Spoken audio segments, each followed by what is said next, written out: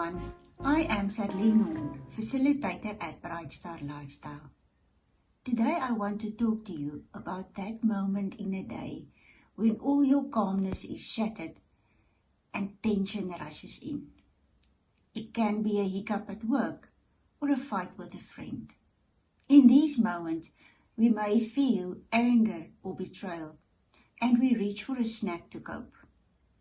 And it's usually something sweet like a koesister or salty like a bag of chips.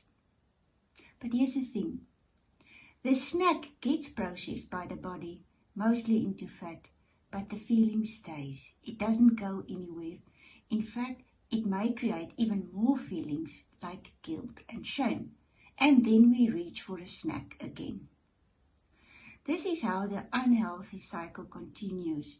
We feel, we eat, we feel, we eat, we feel. The Germans has a creative word to describe the extra weight we gain because of emotional eating. Kummerspek, literally meaning grief bacon. The spark for today is this. Instead of eating our feelings, let's try and understand it. Jill Hassan, author of the book Emotional Intelligence, reminds us that emotion starts in the brain.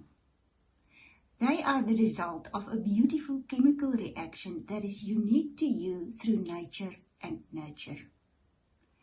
And she tells us, know what wakes your emotion up, what triggers them to set everything else in motion. She describes 3 things. The first one is situations. What situations in your life triggers your emotion? Is it when you get to work and you open your computer and there are many unread emails? Perhaps it's at home when your child prepares for exam. And we know that feeling when you're all alone on a Friday night. We feel, we eat. Therefore, it's easy to push away the apple and grab the Astros. They're sweet, they're colorful, and they keep your jaw busy. The second trigger is people. Which people in your life trigger your emotion? Is it a co-worker that speaks disrespectfully or comes late for meetings? We all know that parent at school that manipulates the teacher. Or is it a family member that comes to visit, but it completely ignores your boundaries? These people won't disappear.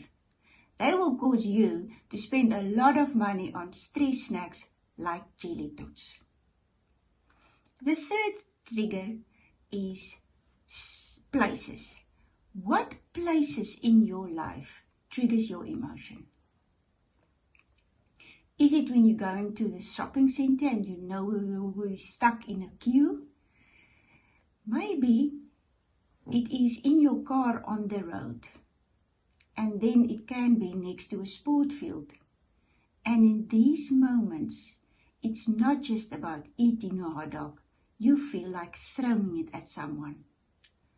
When we know what triggers our emotions, we can better prepare for them and handle it in a healthier way. The second step to understand our emotions better is to understand what we truly are feeling. Jill Hassan encourages us to explore more than the basic feelings of anger, disgust, fear, sadness, and joy. A good starting point is using the Emotionwheel that is available online. By using this tool, you can identify with more precision what you actually are feeling. For example, in a conflict situation, do you feel fear or helplessness? At work with an unfinished work project, do you feel frustrated or bitter because you didn't get the promotion? You can also ask yourself, am I feeling happy or do I feel respected? By naming our emotions better, we can help the brain to send the right signals to our body that we don't automatically reach for food to cope. The final step in understanding our emotions is to ask the question, what do I really need? Very often our emotions are connected to our physical needs. When we are tired or hungry, it's easy to feel irritable and discouraged. What our body needs then is something nourishing, like a banana or a handful of nuts. Another physical need can arise when we are feeling overwhelmed and our bodies tensed up. A quick walk or a few gentle stretches will help. The second need is a psychological need.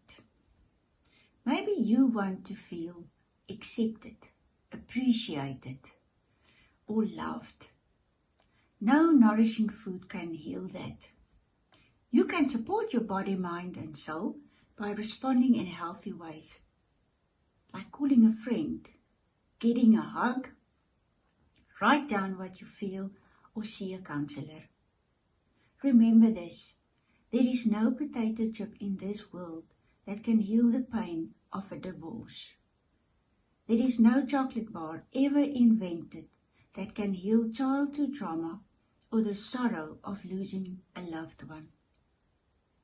But there is always hope. When you understand your emotions and what you need, you can give yourself that. Life isn't easy, and sometimes being human means that we need comfort. And in those times, I want to say, eat the good, sister.